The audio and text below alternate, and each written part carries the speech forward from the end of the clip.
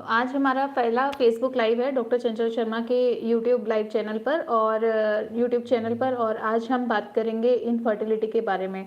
सबसे पहले इनफर्टिलिटी किसे कहते हैं, जैसा कि हम आशा आयुर्वेदा के चैनल पर भी हमेशा बताते आए हैं और आशा आयुर्वेदा हमेशा इस मुहिम में रहा है कि लोगों को ये पता लगे कि ये इनफर्टिलिटी जैसी समस्या के लिए भी आयुर्वेदिक ट्रीटमेंट कितना कारगर साबित होता है। हज़ारों वर्षों पूर्व जो हमारी ये पद्धति जो हज़ारों वर्षों से चली आ रही है वो कहीं विलुप्त होती जा रही है। लोग अपने इतनी इम्पॉर्टेंट जो डिजीज़ है उसके लिए भी आयुर्वेद में उसके बारे में जो सब चीज़ें जो उसका ट्रीटमेंट बताए गए हैं उसके बारे में जानकारी ही नहीं रखते हैं। तो हमारा यही ध्येय रहता है कि हम आयुर्वेद के माध्यम से इनफर्टिलिटी और इनफर्टिलिटी के जो रूट कॉजेज़ हैं उसको कैसे ट्रीट कर सकते हैं। 8 लोग जो एक साथ 1 साल से रहे हैं और बिना किसी कॉन्ट्रासेप्टिव मेजर्स के नेचुरल तरीके से प्रेगनेंसी प्लान कर रहे हैं, उन्हें कंसीव नहीं हो रहा, तो ऐसे कपल्स को इनफर्टाइल कपल की कैटेगरी में हम लेते हैं। इनफर्टिलिटी सिर्फ फीमेल की वजह से नहीं होती है, मेल भी इनफर्टिलिटी के बहुत बड़े रीज़न में आते हैं और मेल्स में जो इनफर्टिलिटी के रीजंस हैं उसमें कारण होते हैं ओलिगोस्पर्मिया, एस्थेनोजोस्पर्मिया, टेरेटोजोस्पर्मिया, एजोस्पर्मिया या फिर जो फिजियोलॉजिकल फैक्टर्स रहते हैं जैसे कि इरेक्टाइल डिसफंक्शन या फिर प्रीमेच्योर इजैकुलेशन। इसी तरीके से जो फीमेल इनफर्टिलिटी के रीजंस हैं उसमें रिकरेंट वेजाइनल इन्फेक्शन, जो बहुत सारी फीमेल्स कंप्लेन करती हैं कि शादी के एकदम बाद से उनको बार बार यूरिन इन्फेक्शन की प्रॉब्लम होती है या बर्निंग का इशू होता है या रिलेशन बनाते हैं सेक्सुअल एक्टिविटीज़ के बाद भी ऐसा बर्निंग सेंसेशन जैसे इश्यूज आते हैं।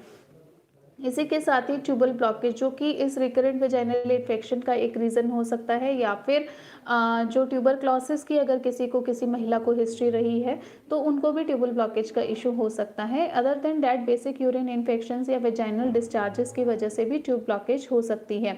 तो ट्यूब ब्लॉकेज होने की वजह से मेल और फीमेल जो एग एंड स्पर्म है वो मिल नहीं पाते हैं और एक अच्छा एम्ब्रियो नहीं बन पाता, कंसेप्शन इम्पॉसिबल हो जाता है। इसी के साथ साथ हाइड्रोसाल्पिंग्स यानी कि नलों में पानी का भर जाना, ये भी इनफर्टिलिटी का एक बहुत बड़ा रीज़न माना जाता है। और इसके अलावा जो बाकी रीज़न हैं उसमें पीसीओडी या पीसीओएस जो कि एनोवुलेटरी साइकिल है, एंडोमेट्रियोसिस जो आज के इस परिप्रेक्ष्य में बहुत तेज़ी से उभर कर आ रहा है और एंडोमेट्रियोसिस पेशेंट को भी यही बोला जाता है कि कभी भी नेचुरल तरीके से कंसीव नहीं हो सकता, बट ऐसा बिल्कुल नहीं है। आयुर्वेद के माध्यम से एंडोमेट्रियोसिस को ठीक किया जा सकता है और साथ साथ ऐसे कपल्स नेचुरल तरीके से आयुर्वेदिक ट्रीटमेंट के माध्यम से कंसीव भी कर रहे हैं। तो अगर किसी को ऐसी समस्या है तो उन्हें भी बिल्कुल भी परेशान होने की ज़रूरत नहीं है और नेचुरल तरीके से प्रेगनेंसी संभव रहती है। इन सब बीमारियों के लिए आयुर्वेद में जो ट्रीटमेंट हम यूज़ करते हैं वो बेसिकली पंचकर्मा ट्रीटमेंट्स रहते हैं और हमारी जो आयुर्वेदिक हर्बल मेडिसिन्स हैं उन्हीं का प्रयोग किया जाता है। तो ये सब चीज़ें बहुत इम्पॉर्टेंट हैं और इनके ट्रीटमेंट के माध्यम से हम इनफर्टिलिटी जैसी समस्या से नेचुरल तरीके से निजात पा सकते हैं। तो हमारे जो दर्शक हैं उसमें एक ने क्वेश्चन पूछा है कि मैम आयुर्वेदिक ट्रीटमेंट से पीसीओडी क्योर होने में कितना समय लगता है, इसके लिए क्या करना पड़ेगा, क्या क्लिनिक आना पड़ेगा? तो डियर, पीसीओडी जो है वो अलग अलग ग्रेड्स का होता है, मतलब बहुत सारे पेशेंट्स ऐसे रहते हैं जिनको हर साइकिल डिले पीरियड्स आते हैं, लाइक किसी को 10 डेज़ या 15 डेज़ आते हैं और कुछ पेशेंट्स इस लेवल तक पहुंच चुके होते हैं जिनको बिना मेडिसिन के पीरियड्स नहीं आते हैं। तो आपका पीसीओडी का क्या ग्रेड है उस पर डिपेंड करता है कि उसको ठीक होने में कितना समय लगेगा। वो 2 महीने से लेकर 2 साल तक का समय भी ले सकता है। पर कंसेप्शन हो जाए यानी आपके पीसीओडी की वजह से जो आपके एग्स ओव्यूलेट नहीं होते हैं, लाइनिंग ग्रो नहीं करती है, यानी वो एनओव्यूलेटरी साइकिल जो चल रही है, जो इनफर्टिलिटी में रीज़न बना हुआ है, उसको रिजॉल्व करने में 2 to 3 मंथ्स का समय लगता है और उसके बाद आप फर्टिलिटी के लिए कि फर्टाइल कपल के दायरे में आते हैं और कंसेप्शन प्लान कर सकते हैं। इसके ट्रीटमेंट के लिए अगर बहुत ज़्यादा ग्रेड का पीसीओडी है तो फिर हमें उत्तरबस्ती थेरेपी करनी होती है, तब आपको क्लिनिक आना ज़रूरी है। अदरवाइज़ मेडिसिन्स के थ्रू भी हम पीसीओडी को क्योर कर सकते हैं। प्रमोद शर्मा ने पूछा है, मैम हमारी शादी को 12 साल हो गए हैं, हमारा कोई संतान नहीं है।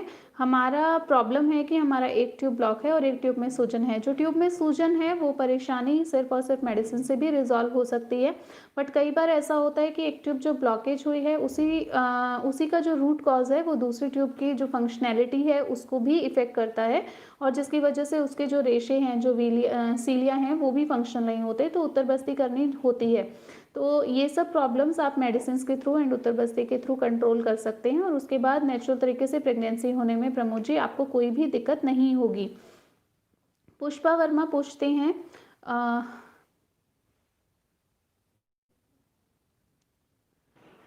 मैम क्या हमारा इलाज हो सकता है? पुष्पा इलाज हो सकता है नहीं, उसके लिए ज़रूरी है कि हमें आपकी रिपोर्ट का प्रॉपरली पता हो और लखनऊ में सेंटर खोलने के लिए हम कोशिश करेंगे, बट तब तक के लिए आप हमारी ऑनलाइन या वीडियो कंसल्टेशन कर सकते हैं। उसके ज़रिए जो भी आपकी प्रॉब्लम्स हैं उसको रिज़ॉल्व करने की कोशिश करेंगे। राहुल सेन बोलते हैं मैम मेरी वाइफ़ का एचएसजी कराया था, उसमें ट्यूब ब्लॉक बताया, लेकिन उसने उससे हट के लिखी है रिपोर्ट है, एक्सरे दें या कंप्यूटर वाले रिपोर्ट नहीं दिए हैं। कोई बात नहीं, आप एक्सरे रिपोर्ट लेकर क्लिनिक विजिट कर सकते हैं। वैसे भी एक्सरे में ही आपके यूट्रस की जो एग्जैक्ट कंडीशन है वो विजिबल होती है, तो उसके अकॉर्डिंगली हम आपका ट्रीटमेंट शुरू कर सकते हैं। सुमिका पूछती हैं मैम सुमिका मैम मेरा एंडोमेट्रियोटिक सिस्ट के लिए इमरजेंसी में लेप्रोस्कोपी करना पड़ा था, तो क्या मैं आपके आयुर्वेदिक मेडिसिन से कंसीव कर सकती हूँ? सुमिका सबसे पहले आपको एक दोबारा से अल्ट्रासाउंड करा के देखना होगा and we need to check कि अभी आपकी दोबारा एंडोमेट्रियोटिक सिस्ट वापस आई या नहीं आई, बिकॉज एंडोमेट्रियोसिस एक ऐसी प्रॉब्लम है जो लेप्रोस्कोपी होने के बाद भी 2 से 3 महीने में बाउंस बैक कर जाती है। तो अगर अभी कोई सिस्ट होगा तो उसका ट्रीटमेंट दिया जाएगा, अदरवाइज डायरेक्टली आप नेचुरल तरीके से प्रेगनेंसी का ट्रीटमेंट कर सकती हैं। दूसरा सुमिका ऐसा बताना चाहूँगी कि एंडोमेट्रियोसिस पेशेंट में ट्यूब ब्लॉकेज होने के बहुत ज़्यादा चांसेस रहते हैं, क्योंकि endometrial tissue outside the uterine cavity कहीं भी ग्रो कर सकता है, तो वो ट्यूब्स में भी ग्रो करता है और 70% ऑफ एंडोमेट्रियोसिस पेशेंट्स में ट्यूब ब्लॉकेज देखा जाता है। तो इसलिए ज़रूरी है कि आप अपना एक एचएसजी टेस्ट भी करवा के देख लें, जिसमें देखें कि आपके ट्यूब्स की क्या कंडीशन है और अकॉर्डिंगली ही प्रेगनेंसी प्लान करें। रोनी पूछ रहे हैं मैम क्या मैं आयुर्वेदिक ट्रीटमेंट से नेचुरल कंसीव होने के चांसेस ज़्यादा होते हैं? रोनी बेसिकली पॉइंट ये है कि आजकल नेचुरल कंसेप्शन के लिए लोग एफर्ट्स ही नहीं करते हैं, और अगर किसी को 1 साल से या 1.5 साल से कंसीव नहीं हो रहा then they are directly advised for IVF. तो आपको बस ये देखना है कि आपकी रीज़न क्या है जिससे आपको नेचुरल कंसीव नहीं हो रहा है, तो वो रीज़न अगर आप रिजॉल्व कर लेते हो तो नेचुरल तरीके से कंसीव करने में कोई इशू नहीं होता, और आयुर्वेदा इसी पर जोर देता है। इसीलिए आयुर्वेद के तरीके से नेचुरली कंसेप्शन के रिजल्ट्स ज़्यादा बेहतर पाए गए हैं।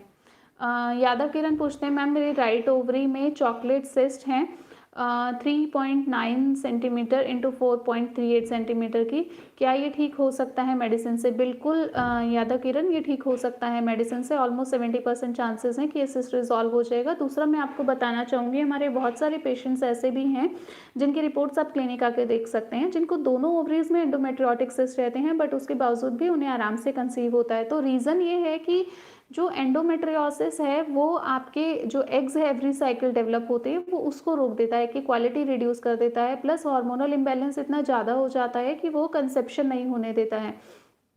तो जब आपको आयुर्वेदिक ट्रीटमेंट देते हैं और हम एंडोमेट्रियोसिस के रूट कॉज पे काम करते हैं, यानी पित्त और वातदोषा को बैलेंस करने का जब हम काम करते हैं, तो एग्स वापस से डेवलप होना शुरू हो जाते हैं और उसकी वजह से फर्टिलिटी में कोई इशू नहीं आती है। तो आप सिस्ट पर ज़्यादा कंसंट्रेट ना करते हुए अपनी प्रेगनेंसी पे अगर कंसंट्रेट करेंगे तो आपको कंसेप्शन ईजी हो जाएगा।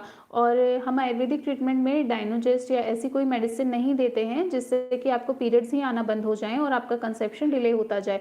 तो इसलिए बेफिक्र होकर आप इसके लिए आयुर्वेदिक ट्रीटमेंट लीजिए और आपको कंसेप्शन ज़रूर होगा। राम मिश्रा पूछते हैं मैम ओलिगोस्पर्मिया आयुर्वेदिक ट्रीटमेंट में यहाँ से कराया था पर मुझे पूरा आराम है। मैं अपने दोस्त को भी बताया था, वो भी आपके यहाँ से इलाज करवाना चाहता है, उनको भी रिलैक्सेशन मिल रहा है। Thank you Ram. Basically azoospermia या ओलिगोस्पर्मिया जो मेल रिलेटेड जो इश्यूज़ रहते हैं उनमें स्पर्म्स जो हैं उसके लिए आयुर्वेद में एक स्पेशली, नॉर्मली एलोपैथी में कोई ऐसा ट्रीटमेंट नहीं है जो डायरेक्टली जाकर स्पर्म पे काम कर सके, बट आयुर्वेद में जो काय चिकित्सा है हमारा आचार्य चरक ने उन्होंने बताया है, स्पेशल वाजीकरण अध्याय में वर्णन किया गया है जो शुक्र धातु पर काम करने वाले औषधियां हैं उनके बारे में। इसीलिए ओलिगोस्पर्मिया हो या एजोस्पर्मिया हो, इनफैक्ट या टेरेटोजोस्पर्मिया जिसमें मोर्टेलिटी अच्छी नहीं रहती है, काउंट कम रहता है या बिल्कुल जीरो काउंट है, उन सब केसेस में हम आयुर्वेद के माध्यम से रिजल्ट दे पाते हैं। तो वाजीकरण अध्याय में जो भी हमारे वाजीकरण द्रव्य दिए गए हैं उनको प्रयोग करके हम आशा आयुर्वेदा में सक्सेसफुली उसका ट्रीटमेंट कर पा रहे हैं। पुष्पा वर्मा कहते हैं मैम आपसे हाथ जोड़कर निवेदन है कि आप अपना सेंटर लखनऊ में भी ज़रूर खोलें। पुष्पा जी, हम कोशिश करेंगे कि लखनऊ में भी अपना सेंटर खोलें, पर अभी के लिए मैं आपको बोलूँगी कि आप एक बार ऑडियो या वीडियो कंसल्टेशन करके अपना ट्रीटमेंट शुरू करा लीजिए। रोनी पूछ रहे हैं ma'am fibroid is curable without surgery? That depends Roni, बहुत सारे लोगों की बॉडी रिस्पॉन्ड कर पाती है तो वो फाइब्रॉइड क्योर हो पाता है, बट कई बार वो नहीं भी रिस्पॉन्सिव होता। वो डिपेंड करता है 2 से 3 महीने के ट्रीटमेंट में ही आपको क्लियर हो जाता है कि फाइब्रॉइड टोटली रिजॉल्व होगा या नहीं होगा। और दूसरा, फाइब्रॉइड का साइज़ कितना है वो भी मैटर करता है और उसकी पोजीशन क्या है वो भी मैटर करती है। तो ये सब चीज़ें इम्पॉर्टेंट है जानने के लिए। अगर ये चीज़ें ठीक हो जाती हैं और करेक्ट प्लेस पर हैं तो भी with fibroid also you can conceive. But अगर फाइब्रॉइड एंटीरियर वॉल में है, एंडोमेट्रियम को डिस्टॉर्ट कर रहा है, तो ऑपरेट कराना ही बेहतर रहता है। रितु पांडे पूछ रही हैं मैम मेरी फ्रेंड है उसको पीसीओडी है तो उसको भी मैंने आपके यहाँ का बताया था, वो भी आपके यहाँ से ट्रीटमेंट ले रही है। Thank you Ritu. और आपकी जो फ्रेंड है उनका पीसीओडी का ट्रीटमेंट अभी अच्छा चल रहा है। पहले वो विड्रॉल ब्लीडिंग से ही उनको पीरियड्स आते थे, बट अभी उनको 45-50 डेज़ में बिना किसी मेडिसिन के पीरियड्स आने लगे हैं। तो डेफिनेटली उसको फ़ायदा हो रहा है। And thanks for referring a patient also. Patient बोल रही हैं मैम मुझे चॉकलेट सिस्ट है, मैं उड़ीसा से बात कर रही हूँ, मेरी शादी को 6 साल हो गए हैं, मैंने आईओआई और आईवीएफ भी कराया, बहुत कोई फ़ायदा नहीं हो रहा है, प्लीज़ हेल्प कीजिए।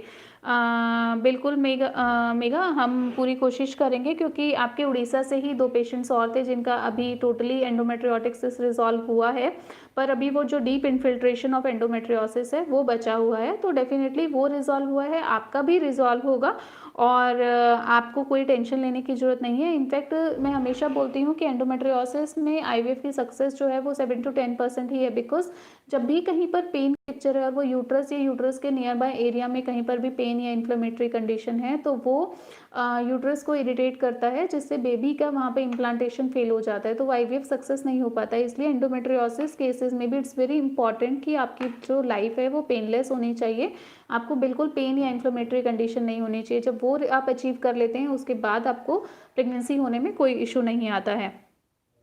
नीतू पूछती हैं मैम प्लीज़ टेल फिम्ब्रियल ब्लॉक को कितना समय लगता है ठीक होने में? फिम्ब्रियल एंड ब्लॉकेज 3 महीने में ठीक होती है नीतू।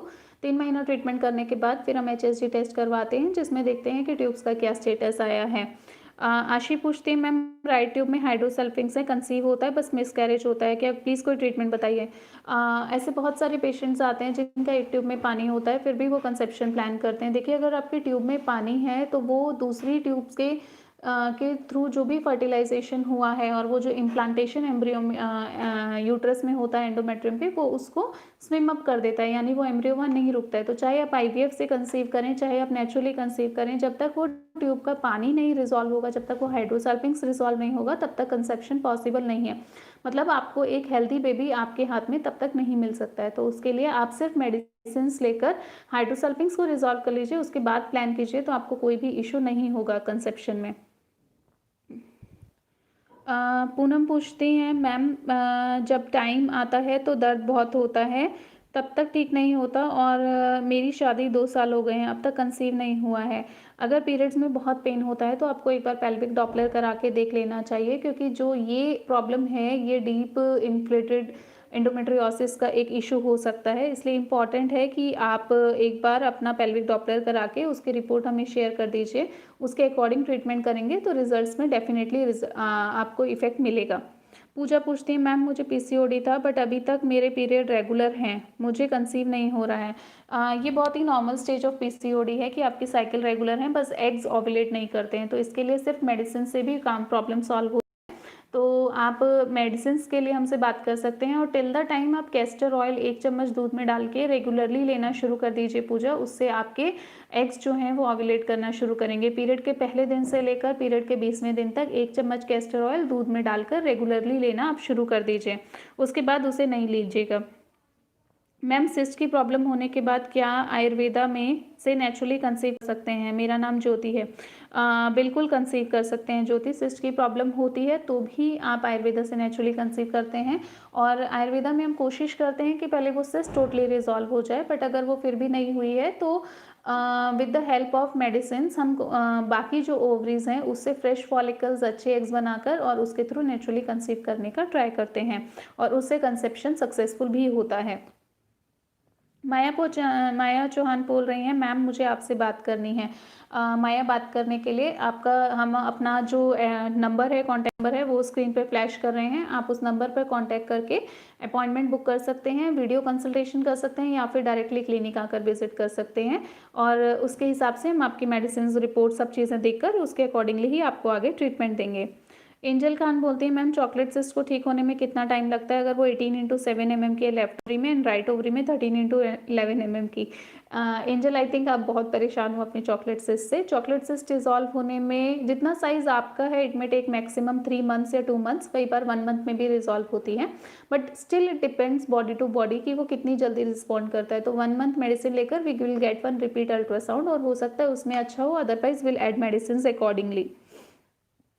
रूपाली पूछ रही है मैम आपने मुझे टीबी प्लैटिनम टेस्ट लिखा है, ये ब्लड के थ्रू होगा के थ्रू होती है? हाँ रूपाली, टीबी प्लैटिनम जो है वो ब्लड के थ्रू होता है। जैसे ही हम बाकी ब्लड टेस्ट के लिए ब्लड देते हैं, सैंपल देते हैं, उसी तरीके से टीबी प्लैटिनम के लिए भी आपको ब्लड देना होगा। और अगर पॉसिबल है तो TB PCR with menstrual TB PCR with menstrual blood आप करवा लीजिए, वो भी अच्छा रहता है। निखत परवीन पूछते हैं मैम आपसे ट्रीटमेंट ले रही हूँ, 3rd मंथ है लेकिन पीरियड में दर्द होता है। निखत अगर पीरियड में दर्द होता है तो 1 चम्मच कैस्टर ऑयल दूध में डाल के आप पीरियड के 7 दिन से पहले लेना शुरू कर दीजिए और साथ में पीरियड के 22nd या 23rd डे से लोअर एब्डोमेन में कैस्टर ऑयल से मसाज करना शुरू कर दीजिए, तो आपकी ये प्रॉब्लम सॉल्व हो जाएगी। मिनी ग्रोवर बोलती है मैम पीरियड्स के बीच में स्पॉटिंग रहती है, कंसीव भी नहीं हो रहा है, इसका ट्रीटमेंट क्या है? मिनी आपको चेक करना होगा कि पीरियड्स के बीच में स्पॉटिंग क्यों होती है। एक बार स्पॉटिंग ओव्यूलेशन की हो सकती है, पर अगर वो कंटिन्यूसली स्पॉटिंग हो रही है देन इट इज़ कि आपको उसे सीरियसली लेना चाहिए और देखना चाहिए वो हार्मोनल इम्बैलेंस की वजह से है और उसी वजह से शायद आपको कंसीव नहीं हो रहा होगा। अगर आपके लिए पॉसिबल है तो आप अपनी रिपोर्ट शेयर करके एक बार कंसल्ट कर लीजिए। पीके पूछते हैं मैम मैं पूनम हूँ, प्लीज़ कुछ बताओ मुझे थायराइड की प्रॉब्लम है मेरी और हस्बैंड की, डॉक्टर को दिखाए बोले एग्स नहीं बन रहे हैं, क्या मुझे प्रेगनेंसी चाहिए? देखो पीके एग नहीं बन रहे हैं वो बड़ी समस्या नहीं है, वो आयुर्वेदिक मेडिसिन से, थेरेपी से, बस्ती ट्रीटमेंट से, नस्यम से, इन सब चीज़ों से एग्स ग्रो करने लग जाते हैं। तो आपकी प्रकृति के अनुसार आपको क्या ट्रीटमेंट देने की ज़रूरत है उसके लिए मुझे आपकी सारी रिपोर्ट्स देखनी होंगी, पर हाँ ये आश्वासन दे सकती हूँ कि आपके एग्स डेफिनेटली बनेंगे और आपको कंसेप्शन में भी कोई भी दिक्कत नहीं होगी। उमा भारती पूछती हैं मैम पीसीओडी है, दवा ले ली बट फिर भी रेगुलर पीरियड्स नहीं आते हैं, आईवीएफ भी करवाया है पर कुछ नहीं हुआ है। मुझे समझ नहीं आता कि पेशेंट्स पीसीओडी के लिए आईवीएफ क्यों करवाते हैं, बिकॉज पीसीओडी एक ऐसी समस्या है जिसमें आपके एग्स ग्रो नहीं कर रहे हैं, तो आपको वो ट्रीटमेंट लेना चाहिए जिससे आपके एग्स अच्छे से ग्रो करें, टाइम से ग्रो करके टाइम से रप्चर करें। और आईवीएफ में भी वो आपके ही एग्स यूज़ होने वाले हैं जो कि अच्छी क्वालिटी के नहीं हैं, तो डेफिनेटली वो फेल होता ही है। तो मेरा सजेशन ये है उमा कि आप नेचुरल तरीके से अपनी पहले ये पीसीओडी की प्रॉब्लम को सॉल्व कीजिए, आप स्टेज पे आइए कि आपके एग्स खुद से ग्रो करें, टाइम से ग्रो करके टाइम से रप्चर करना शुरू हो, फिर देखिए आपको किसी आईवीएफ की ज़रूरत नहीं है, नेचुरल तरीके से आपको प्रेगनेंसी ज़रूर हो जाएगी। आशीष सिंह कहते हैं मैम हाइड्रोसाल्पिंग्स के लिए चंद्रप्रभावटी, पत्रांगासव, सुपारी पाक और त्रिभंग भस्म ले रही हूँ, क्या ये ठीक है? आशी इस तरीके से ट्रीटमेंट नहीं होता है आयुर्वेदा में। आपकी जो भी प्रॉब्लम है, कितना हाइड्रोसाल्पिंग्स है और ट्यूब की इलास्टिसिटी रिवाइव करने के लिए जो भी मेडिसिन हैं उसके लिए मुझे आपकी रिपोर्ट्स देखनी होंगी। इस तरीके से बताना बहुत ही मुश्किल होगा।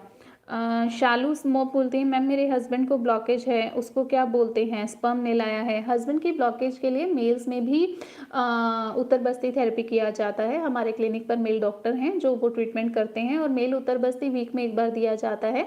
आप एक बार रिपोर्ट शेयर कर लीजिएगा, जो भी ऑब्स्ट्रक्शन है उसके लिए जब थेरेपी करेंगे तो वो प्रॉब्लम डेफिनेटली रिजॉल्व हो जाएगी।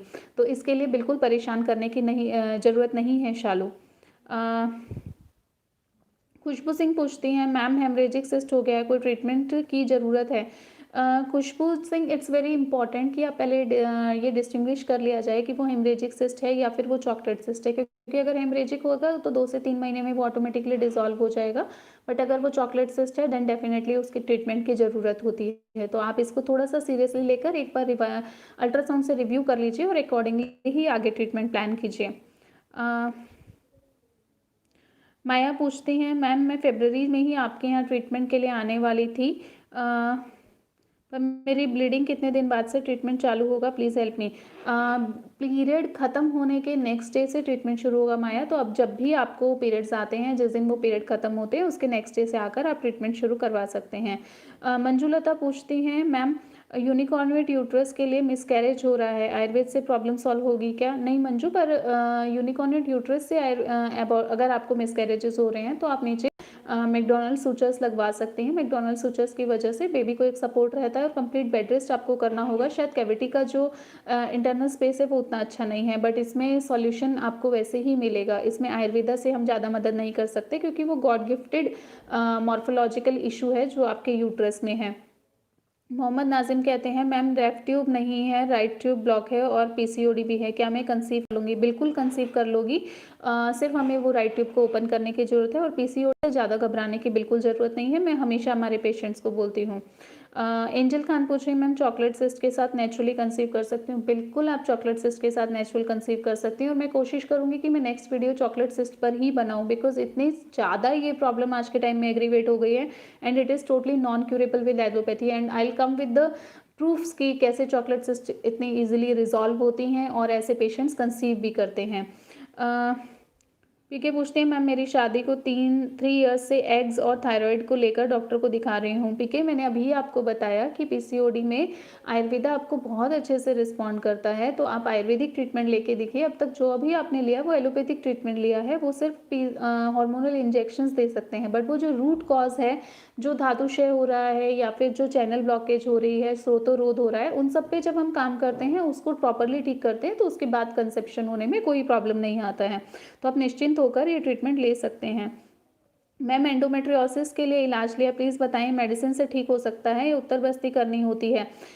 एंडोमेट्रियोसिस में डायरेक्टली उत्तर बस्ती नहीं कर सकते हैं। पहले हमें देखना होता है कि एंडोमेट्रियोसिस काफ़ी हद तक कंट्रोल हो जाए, उसके बाद ही हम ये देखकर कि ट्यूब ब्लॉकेज है या नहीं है, अकॉर्डिंगली उत्तर बस्ती करते हैं। अगर ज़रूरत नहीं है तो एंडोमेट्रियोसिस में उत्तर बस्ती की ज़रूरत नहीं होती है।